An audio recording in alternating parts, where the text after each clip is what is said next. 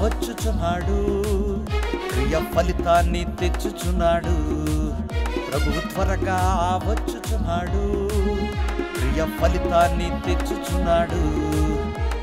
ప్రభువు రాక కొరకు కనిపెట్టుచున్నావా, సిద్ధపాటు కలిగి ఎదురు చూచుచున్నావా? ప్రభువు రాక కొరకు కనిపెట్టుచున్నావా, సిద్ధపాటు కలిగి ఎదురు చూచుచున్నావా? పరిశుద్ధముగా నిర్దోషముగా సత్క్రియలను పూర్తి చేసి సిద్ధముగా ఉన్నావా? పరిశుద్ధముగా నిర్దోషముగా సత్క్రియలను పూర్తి చేసి సిద్ధముగా ఉన్నావా?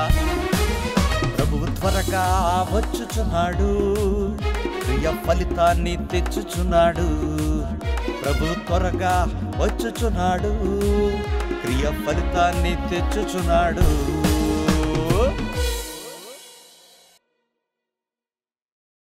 సిద్ధపాటు అనే కార్యక్రమానికి మీ అందరికీ స్వాగతం. మన ప్రభువును రక్షకుడునైన యేసుక్రీస్తు వారి పేరిట నా ప్రియ సహోదరి సహోదరులారా, మీ అందరికీ నా హృదయపూర్వకమైన వందనములు తెలియజేయుచున్నాను.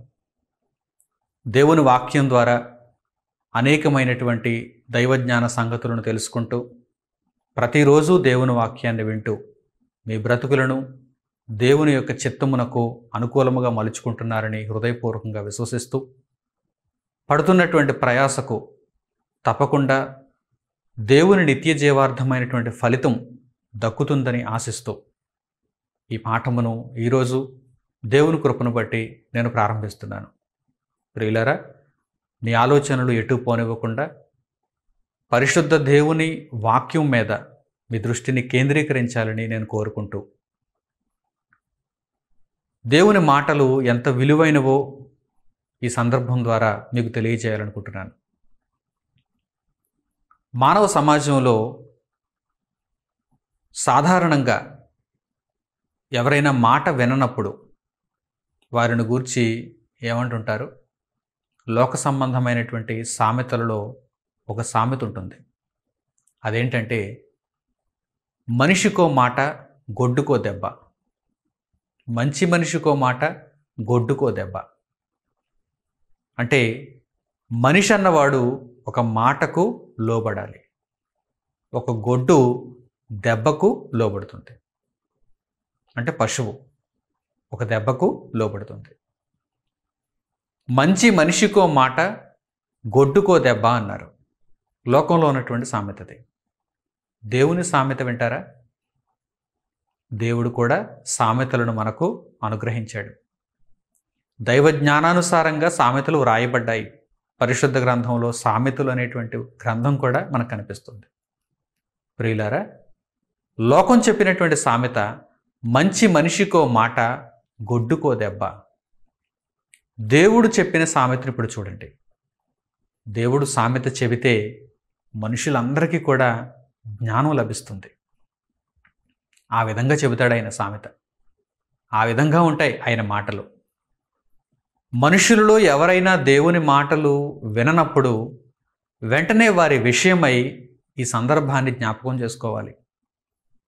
మనమైనా ఒకవేళ దేవుని మాటను వినకుండా పోతున్నామేమో, ఈ సందర్భం ద్వారా మనం జ్ఞానాన్ని నేర్చుకోవాలి. కనుక తడవు చేయకుండా పరిశుద్ధ గ్రంథంలో దేవుడు చెప్పిన ఆ సామెతను ఒక్కసారి మనం చూద్దాం, గ్రహిద్దాం. అందులో ఉన్నటువంటి దైవజ్ఞానమును ఈరోజు మనం తెలుసుకుందాం. సామెతల గ్రంథము 17వ అధ్యాయము 10వ వచనాన్ని చూడండి. సామెతల గ్రంథము 17వ అధ్యాయము 10వ వచనం.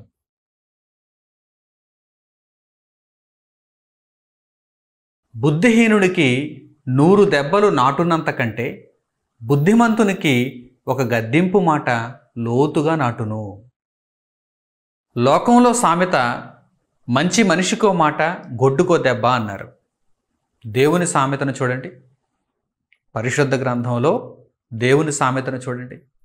బుద్ధిహీనుడు బుద్ధిమంతుడు ఇద్దరిని మనం తీసుకుంటే, బుద్ధిహీనుడికి 100 సార్లు అనగా 100 సార్లు గద్దింపు మాటలు చెప్పినా కానీ వాడికి ఆ మాటలు నాటవు. ఆ మాటలను వింటాడు, దులుపుకుంటాడు, వెళ్ళిపోతాడు. బుద్ధిహీనుడు. బుద్ధిమంతునికైతే ఒక్క గద్దింపు మాట చాలు, అది లోతుగా నాటుతుంది. అంటే వాడి యొక్క జీవితం ఇక పరివర్తన చెందుతుంది. అట్టివాడు బుద్ధిమంతుడు, అలా కాకపోతే బుద్ధిహీనుడు. ఈరోజు దేవుని వాక్యాన్ని ఎన్నిసార్లు వింటున్నారు?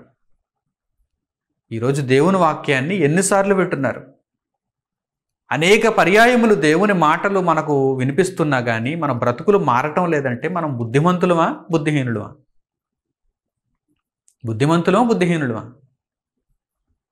ఎందరో గొప్ప గొప్ప ప్రసంగికులు ఉన్నారు. ఎంతో దైవజ్ఞానం ఈరోజు సమాజంలో ప్రకటింపబడుతోంది. కనీసం వారానికి ఒక్కసారైనా సరే సగటున అనేక మంది క్రైస్తవులుగా పిలువబడుతున్నవారు దేవుని మాటలు వింటున్నారు. విన్న మాటల ప్రకారం ప్రవర్తించే మనస్సు వారిలో ఉందా? విన్న మాటల ప్రకారం వారి జీవితాలను మలుచుకుంటున్నారా? లేదు అంటే 100 సార్లు విన్నారు కానీ వారిలో మార్పు రాలేదు అంటే అర్థం ఏంటి? వారు బుద్ధిహీనులు. దేవుని సామెత, వారు బుద్ధిహీనులు. బుద్ధిహీనునికి 100 సార్లు గద్దింపు మాటలు చెప్పినా కానీ అవి నాటవు. కానీ బుద్ధిమంతుడికైతే ఒక్కసారి చాలు. నేను దేవుని మాటలను ప్రకటిస్తున్నప్పుడు మొట్టమొదటిసారి ఒక్కసారి విన్నటువంటి వారు ఇక వారి జీవితాలలో మార్పును తెచ్చేసుకుంటారు. మొట్టమొదటిసారి ఇదే మొదటిసారి మీ ప్రసంగం వినటం ఇదే మొదటిసారి అని వారు చెబుతూ ఉంటారు. ఆ ఒక్క మొదటి ప్రసంగంతోనే, ఆ ఒక్క మొదటిసారి మాటలతోనే వారు మారిపోతారు. అంటే అట్టివారు బుద్ధిమంతులు. ఇక ఆ తర్వాత దేవుని మాటలను వింటూ అందులో స్థిరపడుతూ ఉంటారు, క్రొత్త విషయాలు నేర్చుకుంటూ ఉంటారు, దేవునిలో బలం పుంజుకుంటూ ఉంటారు, దేవుని కొరకు బ్రతుకుతూ ఉంటారు. కొంతమంది ఎన్నిసార్లు విన్నా వారిలో మార్పు ఉండదు. బుద్ధిమంతులు ఎవరు, బుద్ధిహీనులు ఎవరు ఒక్కసారి మీరు గమనించండి. పశువుకు ఒక దెబ్బ చాలట, గొడ్డుకో దెబ్బ అన్నారు కదా, పశువుకు ఒక దెబ్బ చాలట. గద్దింపు మాట దెబ్బ కంటే గొప్పది. గద్దింపు మాట కొట్టిన దెబ్బ కంటే కఠినమైనది, గొప్పది. 100 సార్లు గద్దించినా కానీ 100 సార్లు గద్దించినా కానీ లోబడకపోతే వాడు బుద్ధిహీనుడు. అంటే పశువు కంటే దారుణం. పశువు అయినా ఒకసారి దెబ్బ కొడితే అది సరైపోతుంది. దానికి మన భాష తెలియదు, పశువుకు మన భాష తెలియదు, భావ వ్యక్తీకరణ రాదు, జ్ఞాన వివేచన ఉండదు, కనుక దానికి దెబ్బ కొట్టాలి. దానికి అదే సరైనటువంటి విధానం. మనిషికి జ్ఞాన వివేచన ఉంది, చెప్పిన మాటను గ్రహించగలిగినటువంటి ఆలోచన సామర్థ్యం మనిషికి ఉంది. కానీ 100 సార్లు విన్నా కానీ మంచి మాటలు, దేవుని వాక్యం, జ్ఞానయుక్తమైన మాటలు 100 సార్లు విన్నా కానీ మార్పు లేదంటే పశువు కంటే దారుణమైనటువంటి స్థితిలో బుద్ధిహీనులు ఉంటున్నారు. జాగ్రత్త. అటువంటి స్థితిలో ఈ వాక్యాన్ని వింటున్నటువంటి మీలో ఎవరైనా ఉన్నారేమో జాగ్రత్తగా పరిశీలించుకోండి. బుద్ధిమంతుడైతే ఒక్కసారి దేవుని మాటలు విన్న తర్వాత ఇక మారిపోతాడు. హృదయాన్ని కఠినపరుచుకోడు, మెత్తని హృదయంలో దేవుని వాక్యమును నాటి ఫలింపజేసుకుంటాడు. కానీ బుద్ధిహీనుడైతే ఎన్నిసార్లు గద్దింపు మాటలు చెప్పినా కానీ, ఎన్నిసార్లు దేవుని వాక్యంతో హెచ్చరించినా కానీ బుద్ధిహీనులో మార్పు రాదు. ప్రియులారా, సామెతల గ్రంథంలో మరో చోట దేవుడు పలికించిన ఈ అద్భుతమైనటువంటి సామెతను కూడా మీరు చూడండి. దేవుని మాటలను ఎలా వినాలో ఈ సామెత ద్వారా దేవుడు తెలియజేస్తున్నాడు. ఒక ఉదాహరణ చూపిస్తూ, ఒక పోలిక ద్వారా వివరిస్తూ దేవుని మాటలను ఎలా వినాలి. బుద్ధిమంతుడు దేవుని మాటలను ఎలా వింటాడనుకుంటున్నారు? ఒక్కసారి వింటే మార్పు వచ్చేస్తుంది కదా. బుద్ధిమంతునికి ఒక్కసారి దేవుని మాట వింటే మార్పు వచ్చేస్తుంది, లోతుగా నాటుతుంది. గద్దింపు మాట బుద్ధిమంతునికి లోతుగా నాటుతుంది. ఎందుకనంటే బుద్ధిమంతులు దేవుని వాక్యాన్ని వినటంలోనే ఒక వ్యత్యాసం ఉంటుంది. దేవుని మాటలను ఎలా వింటారో తెలుసా? బుద్ధిమంతులు దేవుని మాటలను ఎలా వింటారో తెలుసా? ఇప్పుడు చూడండి, సామెతల గ్రంథము 25వ అధ్యాయము 12వ వచనం. సామెతల గ్రంథము 25వ అధ్యాయము 12వ వచనం.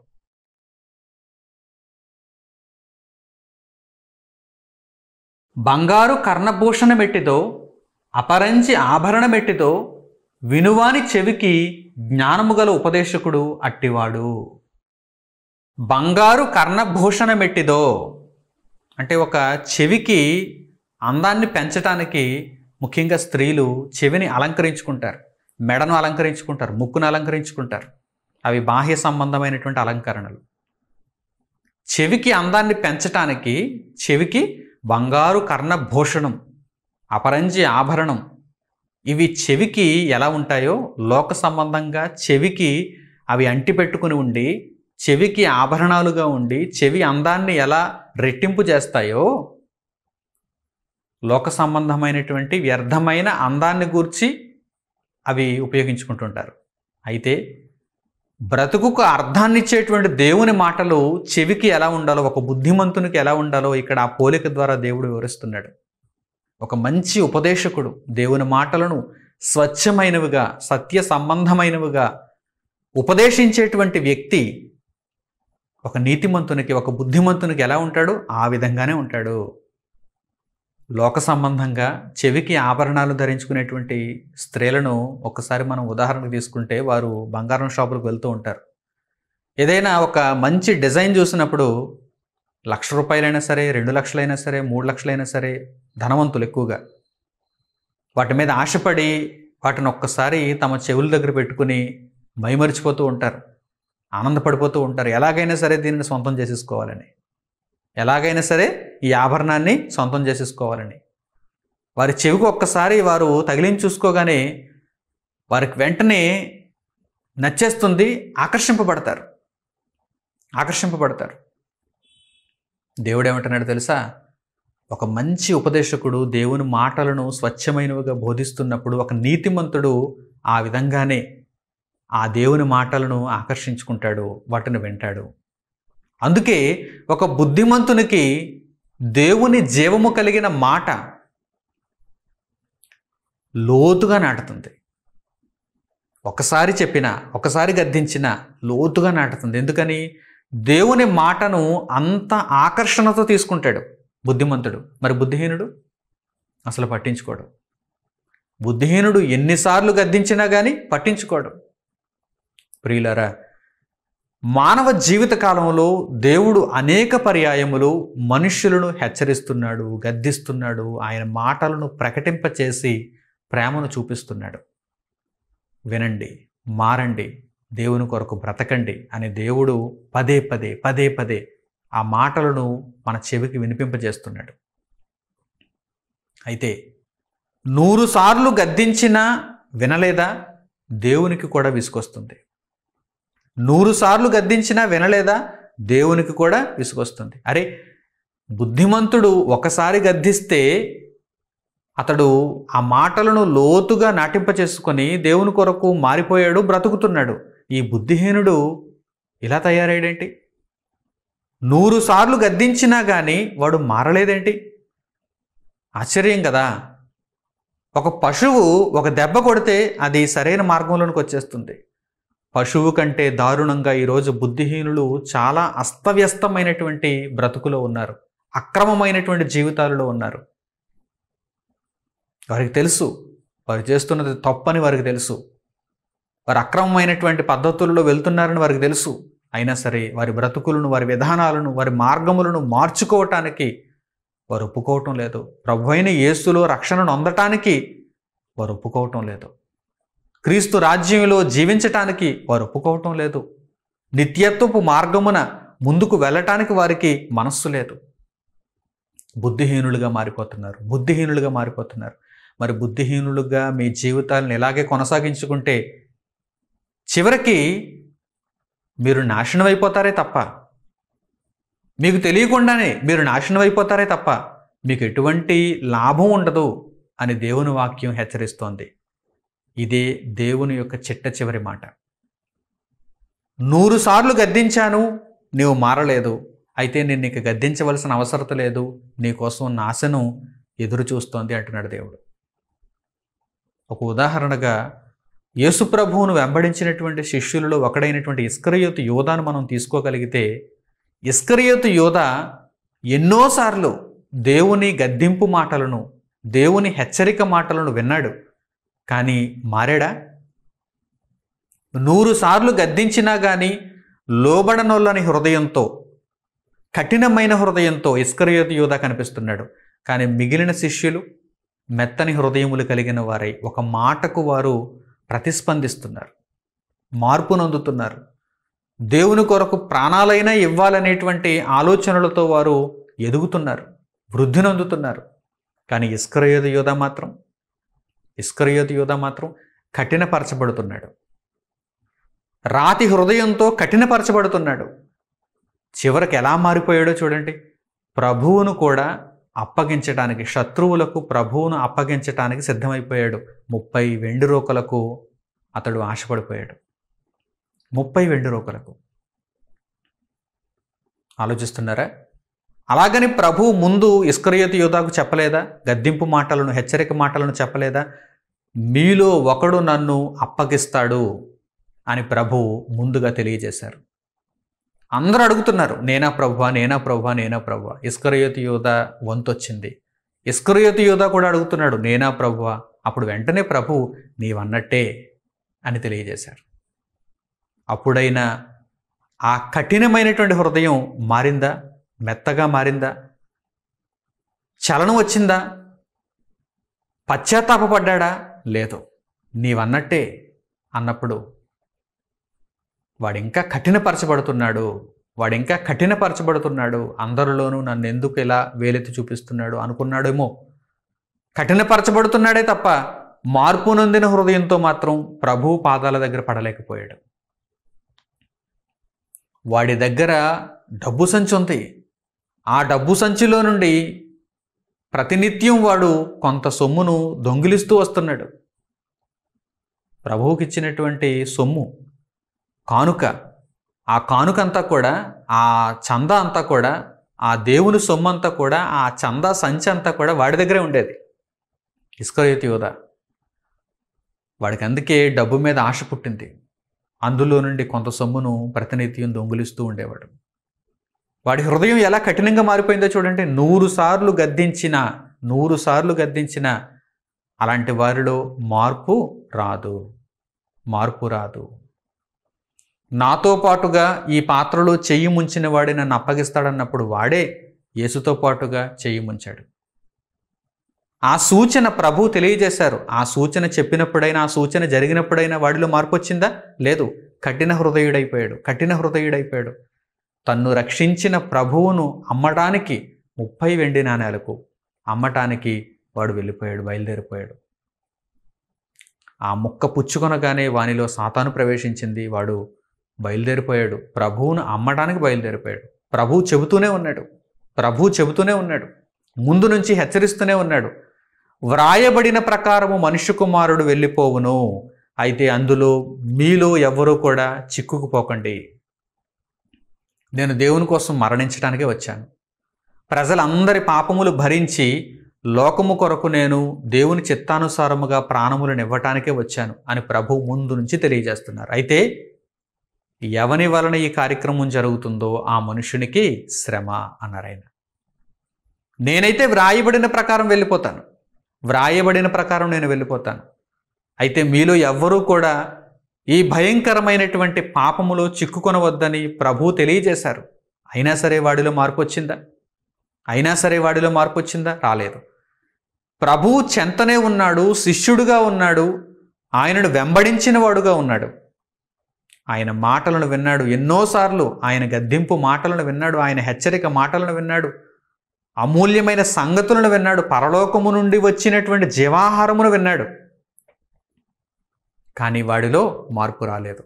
అంటే సామెతల గ్రంథంలో చెప్పబడిన మాట ఇప్పుడు వాడిలో కనిపిస్తుంది చూడండి. బుద్ధిహీనునికి సంబంధించిన మాట ఇస్కరియోతు యోధాలో కనిపిస్తుంది చూడండి. 100 సార్లు గద్దించినా కానీ బుద్ధిహీనుడికి ఆ మాటలు నాటవు. ఒక్కసారి గద్దిస్తే బుద్ధిమంతునికి ఆ మాట లోతుగా నాటుతుంది. ప్రియులైన నా సహోదరి సహోదరులారా, దేవుని మాటలు ఎలా వింటున్నారు? దేవుని మాటలను మీరు ఎలా వింటున్నారు? ఒక్కసారి వింటే హృదయములో లోతుగా నాటబడేటట్లుగా దేవుని ఎడల భయభక్తులతో మీరు వింటున్నారా లేదా?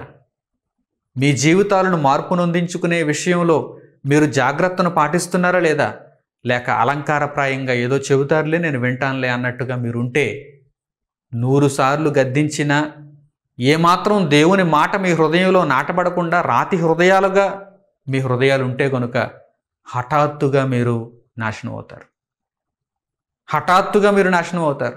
ఇది వ్రాయబడిన మాట, నా సొంత మాట కాదు, దేవుని మాట, దేవుని మనసులో నుండి వచ్చిన మాట.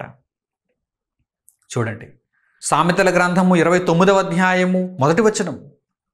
సామెతల గ్రంథము 29వ అధ్యాయము 1వ వచనం.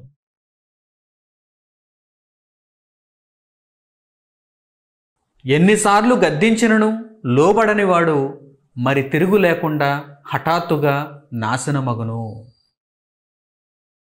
ఎన్నిసార్లు గద్దించినను లోబడని వాడు మరి తిరుగు లేకుండా హఠాత్తుగా నాశనమగును. చూసారా, దేవుని వాక్యం అయితే స్పష్టంగా చెప్పింది. దేవుని మాటలు మనుషులను గద్దిస్తున్నాయి. ఎన్నోసార్లు దేవుని మాటలు మనుషులను గద్దిస్తున్నాయి. ఇదిగో నీ ప్రవర్తన సరిగా లేదు, ఇదిగో నీ మాట సరిగా లేదు, ఇదిగో నీ క్రియ సరిగా లేదు, ఇదిగో నీ ఆలోచన విధానం సరైంది కాదు. దేవుని మాట ప్రతి నిత్యం మనిషిని గద్దిస్తూనే ఉంది, హెచ్చరిస్తూనే ఉంది. ఎన్నిసార్లు గద్దించినా మార్పు నొందకపోతే మరి తిరుగు లేకుండా హఠాత్తుగా నీవు నాశనం అవుతావు బిడ్డ. మరి తిరుగు లేకుండా హఠాత్తుగా నీవు నాశనం అవుతావు బిడ్డ. ఇస్కరియోతు యోధా అలాగే నాశనం అయిపోయాడు. ఇస్కరియోతు యోధా అలాగే నాశనం అయిపోయాడు. యోధా గోత్రంలోనే పుట్టాడు, ప్రభువును వెంబడించాడు, పేరు కూడా యోధా, ఇస్కరియోతు యోధా. ఎన్నిసార్లు గద్దించినా లోబడలేదు, ఎన్నిసార్లు గద్దించినా లోబడలేదు. మనుష్య కుమారుడు వ్రాయబడిన ప్రకారము వెళ్ళిపోతున్నాడు. ఆ మనుష్య కుమారుణ్ణి అప్పగించే మనుషుడికి మాత్రం శ్రమ కలుగుతుంది. ఎన్నోసార్లు ప్రభువు హెచ్చరించారు, ప్రభువు ముందుగా తెలియజేశారు, గద్దించారు, అయినా సరే వాడిలో మార్పు లేదు. ఎన్నిసార్లు గద్దించినా లోబడని వాడు మరి తిరుగు లేకుండా హఠాత్తుగా నాశనం అగును. అంటే ఇక మార్పు నొందడానికి అవకాశం కూడా దేవుడు ఇవ్వడండి. ఒకవేళ మనం ఇప్పుడు మార్పు నొందకపోతే, దేవుడు ఇచ్చిన సమయంలో మనం మార్పు నొందకపోతే, దేవుడు గద్దించినప్పుడు మనం మార్పు నొందకపోతే, తరువాత మనం మార్పు నొందడానికి సమయం లేనంతగా హఠాత్తుగా అనేటువంటి మాట ఇక్కడ ప్రయోగింపబడింది. చూడండి, హఠాత్తుగా అంటే ఆకస్మికముగా మనం ఇక మార్పు నొందడానికి సమయం ఉండదు. ఎన్నిసార్లు గద్దించినను లోబడని వాడు మరి తిరుగు లేకుండా హఠాత్తుగా నాశనమగును. హఠాత్తుగా నాశనం అయ్యేటువంటి పరిస్థితి చాలా భయంకరమండి. అప్పుడప్పుడు పాతవైపోయినటువంటి బిల్డింగ్స్ ఉంటాయి కదా, నిర్మాణాలు ఉంటాయి కదా, ఈ నిర్మాణాలను ఖాళీ చేస్తూ ఉంటారు మున్సిపాలిటీ అధికారులు, కార్పొరేషన్ అధికారులు, ఇంకా ఎవరైనా ప్రభుత్వ అధికారులు. ఆ బిల్డింగ్ను గూర్చి కానీ బ్రిడ్జిని గూర్చి కానీ ముందుగా తెలుసుకున్నప్పుడు దీనికి టైం అయిపోయింది, ఈ బిల్డింగ్ కట్టి ఇప్పటికే 50 ఏళ్ళు అయిపోయింది, 70 ఏళ్ళు అయిపోయింది, 100 ఏళ్ళు అయిపోయింది, ఈ బ్రిడ్జ్ కట్టి ఇప్పటికే 100 ఏళ్ళు అయిపోయింది, 150 ఏళ్ళు అయిపోయింది అనుకున్నప్పుడు కొన్ని పరీక్షలు చేసి కొన్ని టెస్టులు వారు నిర్వహించిన తర్వాత ఇక ఆ బిల్డింగ్లో ఎవరూ నివసించకూడదని దాన్ని డిమాలిష్ చేసేస్తారు. అంటే కావాలని పడగొట్టేస్తారు. లేక ఈ బ్రిడ్జ్ మీద వాహనాల రాకపోకలు ఇక జరగకూడదని ప్రక్కన మరో బ్రిడ్జ్ కట్టి దాన్ని ఓపెన్ చేసి ఈ బ్రిడ్జిని మాత్రం ఇక బ్యాన్ చేసేస్తారు, అటు ఇటు మూసేస్తారు, తర్వాత డిమాలిష్ చేసేస్తారు. ఎందుకని? ఒకవేళ వారు అలా చేయకపోతే ఆ బిల్డింగు హఠాత్తుగా కూలిపోతుంది, హఠాత్తుగా కూలిపోతుంది. అందరూ నిద్రించిన వేళ కూలిపోవచ్చు. ఒక బిల్డింగ్లో అనేక మంది నివాసం ఉంటున్నప్పుడు, ఒక అపార్ట్మెంట్లో అనేక మంది నివాసం ఉంటున్నప్పుడు, ఆ అపార్ట్మెంట్ కూలిపోవడానికి సిద్ధమైనప్పుడు అనేక మంది రాత్రివేళ నిద్రస్తున్నప్పుడు అప్పుడు ఒకవేళ అపార్ట్మెంట్ కూలిపోతే, లేక ఆ బిల్డింగ్ కూలిపోతే, వయసు అయిపోయినటువంటి ఆ బిల్డింగ్ కూలిపోతే అనేక మంది నాశనం అయిపోతారు కదా. హఠాత్తుగా కూలిపోతే, ఒక బ్రిడ్జ్ మీద వాహనాల రాకపోకలు రద్దీగా ఉన్నప్పుడు ఆ బ్రిడ్జ్ కూలిపోతే ఆ బ్రిడ్జ్ క్రింద ఉన్నవారు, ఆ బ్రిడ్జ్ మీద ప్రయాణం చేస్తున్నవారు, వారందరూ కూడా నాశనం అయిపోతారు కదా, చనిపోతారు కదా. హఠాత్తుగా జరిగేటువంటి వాటిని మనం చూస్తున్నప్పుడు వాటి వలన జరిగేటువంటి నష్టం చాలా భయంకరంగా ఉంటుంది. దానిని మనం అంచనా వేయలేము. ముందుగా అనుకొని వచ్చినటువంటి నష్టం కాదు, అది హఠాత్తుగా వచ్చిన నష్టం. అలాగే బుద్ధిహీనుని యొక్క నాశనం కూడా ఎలా ఉంటుంది? ఎన్నిసార్లు గద్దించినా లోబడని వాని యొక్క నాశనం కూడా ఎలా ఉంటుంది? హఠాత్తుగా ఉంటుంది, ఆకస్మికముగా ఉంటుంది. ఎన్నిసార్లు గద్దించినా లోబడని వాడు మరి తిరుగు లేకుండా, అంటే ఏవైనా అవకాశం ఉందా అనడానికి కూడా ఇక్కడ అవకాశం లేదు. మరి తిరుగు లేకుండా హఠాత్తుగా నాశనమగును. కనుక నా ప్రియులైన సహోదరి సహోదరులారా, దేవుని మాటలను మీరు వింటున్నప్పుడు, దేవుని వాక్యం మిమ్మల్ని హెచ్చరిస్తున్నప్పుడు మీ బ్రతుకులను చక్కదిద్దుకోండి. జీవమార్గంలో నడుచుకోవటానికి ప్రయత్నం చేయండి. దేవుని సహాయమును పొంది దేవుని కొరకు బ్రతకటానికి నిర్ణయించుకోండి. కఠినపరచబడకండి, రాతి హృదయాలను కలిగి ఉండకండి. దేవుని మాటలను నేను ఎందుకు స్వీకరించాలనేటువంటి ఎదురు తిరిగే స్వభావాన్ని మాత్రం కలిగి ఉండకండి. మీ హృదయాలను కఠినపరుచుకోకుండా మీ హృదయాలను మెత్తన చేసుకొని, మెత్తని హృదయంలో దేవుని జీవవాక్యమును నాటుకొని, ఆ జీవవాక్యం యొక్క ఫలము ద్వారా నిత్యత్వంలో ప్రవేశించాలని ప్రభు అయిన క్రీస్తు ద్వారా దేవుడు మనల్ని కోరుకుంటున్నాడు. చక్కని నిర్ణయాలతో దేవుని మాటలను స్వీకరిస్తూ, ఒక్క గద్దింపు మాటకే మీరు లోబడి, మీరు తిరిగి దేవుని కొరకు బ్రతకాలని, అట్టి నిర్ణయాలు తీసుకోవాలని హృదయపూర్వకంగా మిమ్మల్ని అందరినీ కోరుకుంటున్నాను. నేను హెచ్చరించుకుంటూ దేవుని వాక్యమును ఇంతటితో నేను ముగిస్తున్నాను. తండ్రి అయిన దేవునికి ప్రార్థనలు ఏకీభవించండి. మహోన్నతుడును అత్యంత ప్రేమమయుడునైన మా కన్న తండ్రి, మీరు అనుగ్రహించిన దివ్యమైన వరముగా ఉన్న ఈ జ్ఞానపు సంగతుల కొరకు మా హృదయపూర్వకమైన కృతజ్ఞతాస్తుతులు మీకు చెల్లిస్తున్నాము. నాయన, మీ గద్దింపుకు మేము వెంటనే తిరిగిపోవాలి. మీకు మేము పూర్ణమైనటువంటి హృదయముతో, పూర్ణమైన వివేకముతో, పూర్ణ బలముతో లోబడుటను చూపించి మీ చిత్తాన్ని నెరవేర్చుచు మీ కొరకు బ్రతకాలి. నాయన, ఏమాత్రము మీకు ఎదురు తిరిగే స్వభావం మాలో ఉండకుండా ఉండుటకు మా మనస్సులను తండ్రి నూతనపరచండి.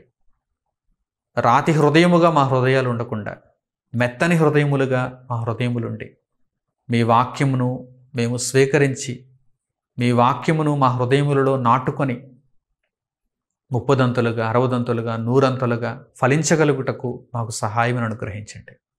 మీ బిడ్డలందరినీ నాయన మీరు జ్ఞాపకం చేసుకొని, పరివర్తన కలిగి పశ్చాత్తాప హృదయాలతో మీ సన్నిధిలో మోకరించి మిమ్మల్ని అడుగుతున్నటువంటి మీ బిడ్డలందరికీ నాయన మీ సహాయమును దయచేయండి. మీ కృపాక్షేమములు వారికి తోడుగా ఉంచండి. హఠాత్తుగా నాశనమయ్యే జాబితాలో కాకుండా బుద్ధిమంతులుగా, ప్రకాశించువారముగా, క్రీస్తు ప్రభువునందు రక్షణ నొంది ఆయన చిత్తమును మేము పరిపూర్ణం చేసుకుంటూ, ఆయనను ధరించుకొని జీవిస్తూ నిత్యత్వంలో ప్రవేశించే వారముగా ఉండటకు మమ్మల్ని అందరినీ దీవించమని మీ పాద సన్నిధి దగ్గర మిమ్మల్ని వేడుకుంటూ ఈ ప్రార్థనా మనవులన్నిటినీ మా ప్రభువును రక్షకుడునైన యేసుక్రీస్తు వారి పేరిట మిమ్మల్ని అడుగుచున్నాము తండ్రి. ఆమేన్. మన తండ్రి అయిన దేవుని ప్రేమ, మన రక్షకుడైన యేసుక్రీస్తు వారి కృప, మన ఆదరణకర్త అయిన పరిశుద్ధాత్మని అన్యోన్య సహవాసము మనందరికీ సదాకాలము తోడే నడిపించునుగాక. ఆమేన్. అందరికి వందనములు. సెలవు.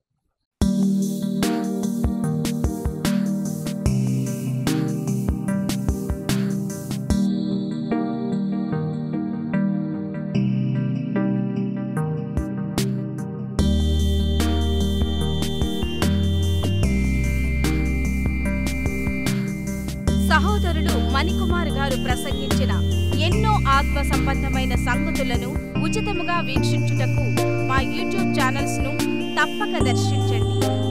మా సమాచారమును ఎప్పటికప్పుడు తెలుసుకుని ఆత్మీయాభివృద్ధి నొందవలనంటే మా యూట్యూబ్ ఛానల్స్ ను సబ్స్క్రైబ్ చేసుకోండి. సత్వర నోటిఫికేషన్ల కొరకు సబ్స్క్రైబ్ బటన్ ప్రక్కనే ఉన్న బెల్ సింబల్ ను క్లిక్ చేయండి. మరిన్ని వివరములకు మీరు సంప్రదించవలసిన మా ఫోన్ నెంబర్స్ 8978414178 మరియు 83392766. ధన్యవాదములు. ఈ కార్యక్రమమును అనేక మందికి పరిచయం చేయగలరని ఆశిస్తున్నాము. ప్రభువైన యేసుక్రీస్తు పేరిట మీకు శుభములు.